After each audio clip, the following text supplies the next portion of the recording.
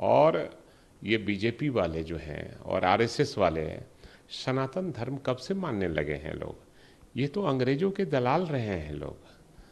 जब अंग्रेजों की देश हमारा गुलाम था और भारत अंग्रेजों के खिलाफ हमारे स्वतंत्रता सेनानी लड़ रहे थे, उस समय ये जनसंघ वाले और आरएसएस वाले अंग्रेजों की मुखबिरी किया करते थे। तो ये सनातन कब से मानने लगे हैं। सनातन धर्म करके ये लोग प्रचार प्रसार करके धर्म के नाम पर राजनीति करने वाले लोग हैं। और कभी हिंदू और मुसलमान का नारा देकर देश को बांटना चाहते हैं, लेकिन उनको पता नहीं है कि इंडिया गठबंधन बन गया है।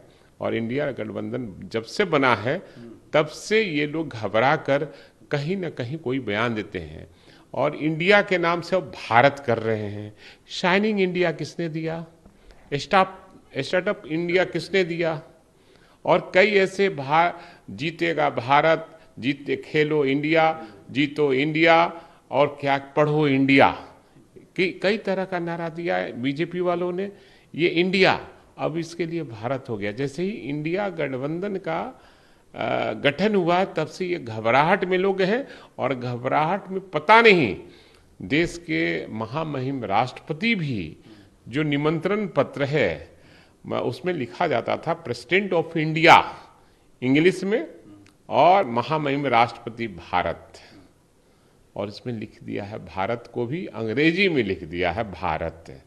तो कहीं ना कहीं इंडिया गठबंधन से लोग घबराए हुए हैं, सहमे हुए हैं, डरे हुए हैं।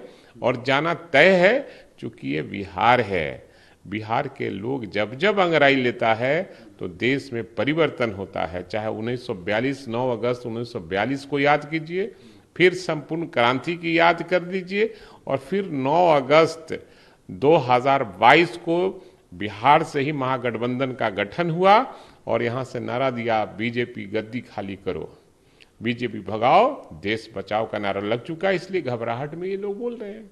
योगी जी ने कहा कि जो रावण का अहंकार सनातन को नहीं मिटा सका, वो इन सत्ता के परजीवियों कैसे मिटा पाएंगे।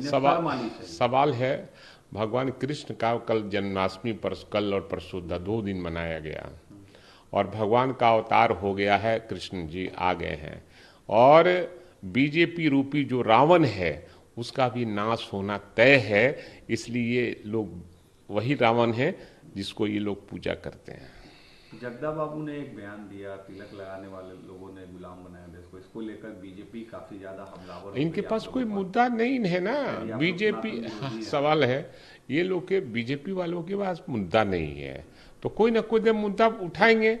और सही बात उन्होंने कहा कि बनावटी टीका करने वाले लोग देश को गुलाम आज़ाद नहीं होने देना चाहते थे।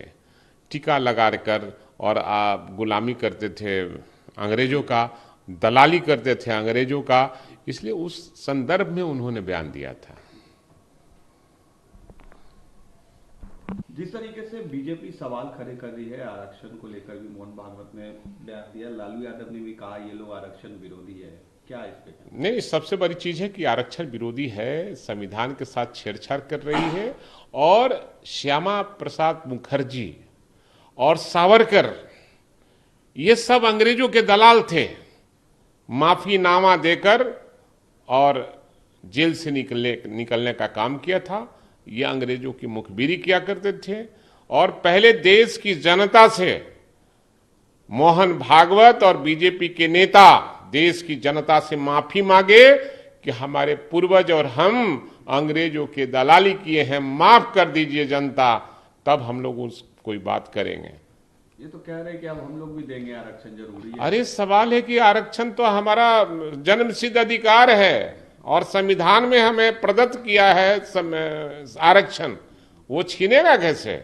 और आदरणीय लालू प्रसाद यादव, नीतीश कुमार और तेजस्वी यादव के रहते हुए और महागठबंधन और इंडिया के नेता के रहते हुए ये आरक्षण छीनेगा, देश में रहने देंगे हम लोग। ये लोग अंग्रेजों के दलाल हैं। देश की जनता से पहले माफी मांगे ये लोग, तब बात करें हमसे।